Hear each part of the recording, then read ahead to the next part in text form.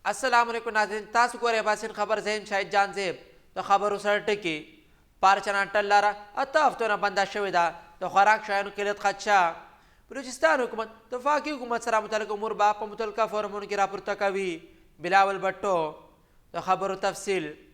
پارچنا ټلاره اته هفتونه بنده شوې ده د خوراک شیانو قلت خدشه. پارچنا ټل یوازې مرکزي سړک د تیرو اته هفتونه بند شوی. د دې بندش له وجه ضروري شیانو قلت ډېر شوی دی. د لارې بندېدو د وجه تګ راتګ او تجارت مکمل طور پر معطله شوی دی. دا علاقې مشران وایي چې د سړک بندېدو د وجه مقامي آبادي ډېرو مشکلاتو سره مخ دی او د پاک افغان خرلاچي بارډر باندې هم تګ راتګ او تجارتي سرګرمیانې متاثره شوي دي.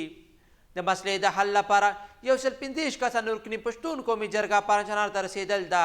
جرګې پرون په بګن او سیدا د مشرانو سره خبرې وکړې او نن په پارچنار کې اهم اجلاس ترسره کیږي. د جرګې ارکان وایي چې د مسلې د حل لپاره مضبوطې فیصلې کولو ضرورت دی. بل خواته په کوهاټ، هنګو او اورکزۍ کې د مشرانو یو اهم اجلاس به نن په کوهاټ کې ترسره کیږي چې دا د دې مسلې د حل لپاره اهم کردار ادا کوي. یاد یې وساتئ چې پارچاټل سړک تیرو اته هفتونه بند شوی دی. د دې له وجه د ضرورت شیانو کلت ډېر شوی دی او ډېرې ایرې سره یې مخ دی. پارچناټل یوازې مین لاره بندېدو د وجه تګ راتګ معطله شوی دی. بلوچستان حکومت د وفاقي حکومت سره متعلق امور به په متعلقه فورمونو کې راپورته کوي. بلاول بټو د پیپل پارټۍ مشر بلاول بټو زرداري ویلي چې د بلوچستان حکومت د وفاق سره متعلق امور به په متعلقه فورمونو کې راپورته کوي. د بلوچستان وزیر اعلی میر سرفراز بگټي د بلاول بټو سره ملاقات وکړو چې په دې کې په صوبو کې د امن و امان او مجموعي حالاتو په اړه خبرې وشوې. د پیپل پارټۍ مشر بلاول بټو سره د نائب وزیر اعظم او مسلم لیگ نون مشر اسحاق ډار ملاقات وکړو.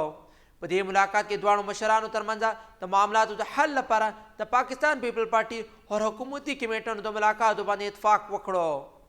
په دې ملاقات کې د خیبر پختونخوا گورنر فیصل کریم ګونډي، د بلوچستان وزیر اعلی سرفراز بگټي او د پیپل پارټۍ سینئر مشر راجا پرویز اشرف هم شامل وو. دې نه وروسته گورنر فیصل کریم ګونډي بلاول بټو ته د آل پارټۍ کانفرنس په اړه بریفنګ ورکړو. په دې موقع باندې چیرمین پاکستان پیپل پارټي د صوبې وسایل او قیام امن لپاره پورا مرسته عزم وکړو. وزیر بلوچستان سرفراز بگټي هم چیرمین پیپل پارټي بلاول بټو سره ملاقات وکړو.